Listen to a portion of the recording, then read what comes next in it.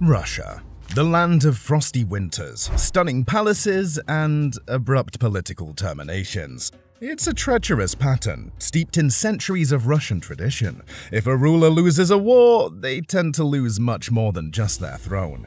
With the Ukraine war seemingly not going in Putin's favor, an intriguing question lingers. Is Vladimir Putin destined to follow this doomed path? Welcome to Living History.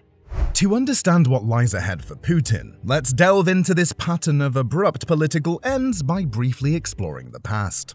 First up, Tsar Nicholas I, the tough guy of the 1800s, stepping up to the throne in 1825. He swaggered straight into the Crimean War, sure of a triumph, but by 1856, his dreams of victory had evaporated faster than vodka in a Siberian summer. Not only was the war lost, but it cracked his reputation. His grip on the throne weakened, and within a year before the war ended, he was gone. Officially, he died of pneumonia, although the rumors are he was committing passive suicide by refusing treatment. Poof! Then came Tsar Nicholas II, ruling from 1894 to 1917. With a crown heavier than his predecessors and a land filled with problems, he stumbled headlong into World War I. An ill-equipped army, plus a society already on the brink, was his recipe for disaster. Food shortages wrapped up the public's discontent, and the Tsar was soon on a one-way trip to Oblivionville. His reign ended not with a bang, but with a quiet and sad echo of the inevitable. After he abdicated, he was executed by the Bolsheviks, who assassinated him and his entire family, ending the Romanov dynasty. Fast forward to Nikita Khrushchev, Stalin's successor from 1953 to 1964. Now, here's a guy who decided to play hot potato with nuclear missiles. He thought it was a bright idea to place them in Cuba, just a stone's throw away from the US in 1962. Well, that didn't end well. The Cuban Missile Crisis not only threatened to turn Earth into a giant barbecue, but it also knocked Khrushchev's reputation sideways. Frustration within the Communist Party grew, and they booted him out to live the remainder of his days quietly in Moscow, dying of a heart attack in 1971.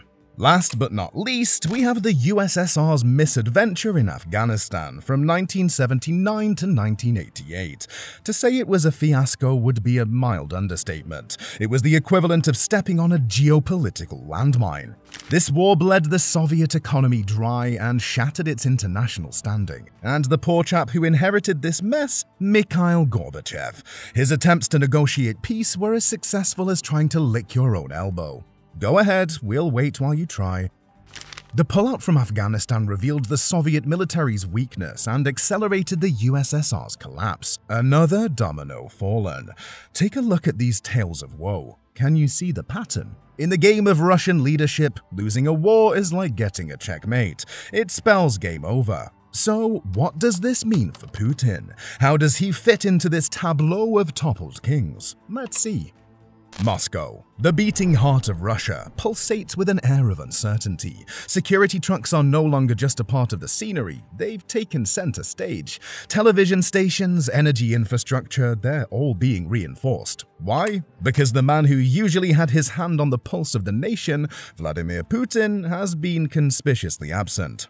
It's a rare sight, a leader seemingly in hiding. Russian state TV keeps interrupting regular programming to remind viewers not to give heed to the disinformation being spread. But these messages only add to the uncertainty, as they're presented without context or explanation.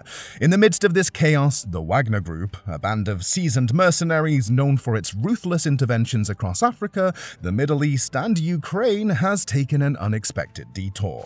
Abandoning their trenches in Ukraine, they're now marching, not to the tune of the Russian national anthem, but to the orders of Yevgeny Prigozhin, the wild man of Russian politics. Yevgeny Prigozhin, the leader of the Wagner mercenary group, ordered his troops to march toward Moscow, seeking revenge against the Russian military leadership. This marked the first armed coup attempt in Russia since 1991. However, within 24 hours, Prigozhin called off the march to avoid Russian bloodshed and ordered his troops to return to base. Prigozhin at times has accused top Russian generals of betraying his men. But it was his latest utterance that appears to have triggered this crisis. Why was the war needed? The war was needed so that a handful of scumbags could have a blast and get PR attention showing how strong the army is, so that Russian Defense Minister Sergei Shoigu could become a marshal, he said.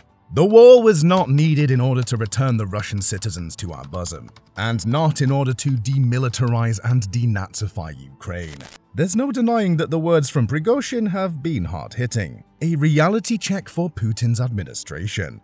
But despite the tension, Prigozhin has always been careful not to attack Putin directly. However, this time it seems like he's thrown caution to the wind, and Putin is in the line of fire. Meanwhile, as the drama unfolds, the oligarchs in Russia are silently amassing their private armies. While everyone's eyes are on the Wagner Group and its 25,000 men, these corporate giants are playing a clever game of chess. Gazprom alone is said to have a private army of about 50,000. These private armies are being built in anticipation of a civil war if Putin's gamble in Ukraine goes pear-shaped. It's like an insurance policy, but instead of insuring against accidents or health issues, they're insuring against political instability.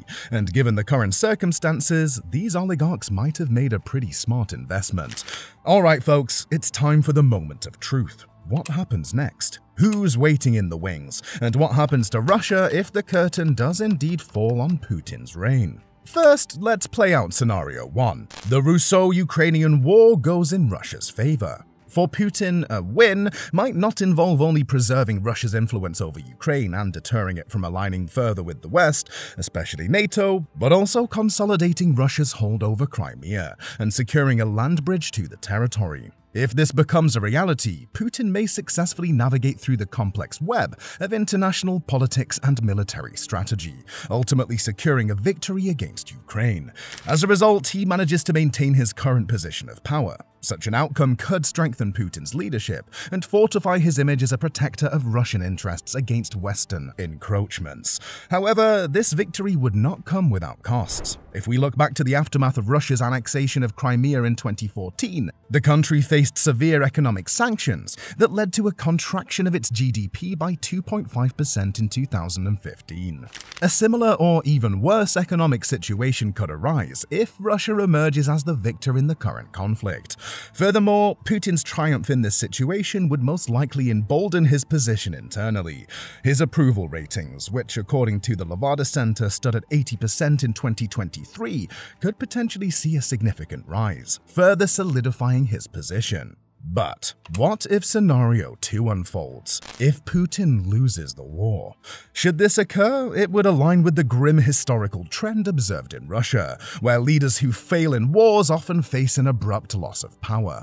As such, Russia could become the metaphorical graveyard of dictators once again, with Putin joining the ranks of leaders like Tsar Nicholas II and Khrushchev, who faced a significant loss of authority following military failures. Historical precedents in Russia suggests a potent risk to Putin's life in such a circumstance. Russia's history is replete with political leaders getting murdered after losing power.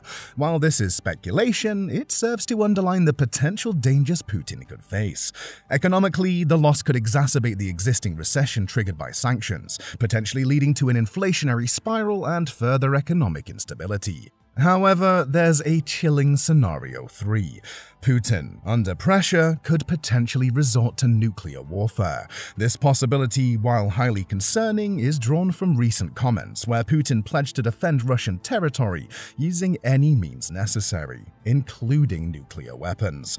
Experts believe that if Russia were to deploy a nuclear strike in Ukraine, it would most likely deploy tactical nuclear weapons. These are short-range devices intended for battlefield use against troops or to obliterate a logistical hub. While smaller than long-range strategic warheads, even the smallest of these tactical weapons can yield devastation on a massive scale. For comparison, the atomic bomb dropped on Hiroshima was 15 kilotons, while the largest tactical weapons can reach up to 100 kilotons. Security expert Dr. Rod Thornton suggests Putin might use a nuclear strike as a potent symbol of Russian defense readiness, rather than targeting Ukrainian cities. But the use of nuclear weaponry could backfire, provoking severe health crises if fallout drifts over Russia, or galvanizing global opposition. Thornton emphasized, the more desperate Putin becomes, the more he's pushed on the back foot, the more likely it becomes that a nuclear weapon is used. However, choosing to employ a nuclear weapon could create significant problems for Putin domestically. Key figures within the military or the political landscape might resist such escalation, fearing it would draw NATO into directly supporting Ukraine. In terms of the global response, much is unknown. Dmitry Medvedev, former Russian president, claimed that NATO and its allies are too fearful of a nuclear apocalypse to intervene directly in Ukraine.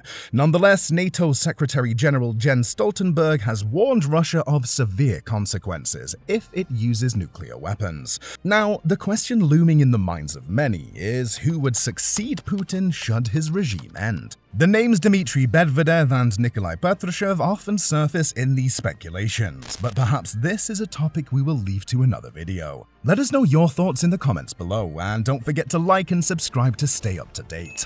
This is Living History signing out.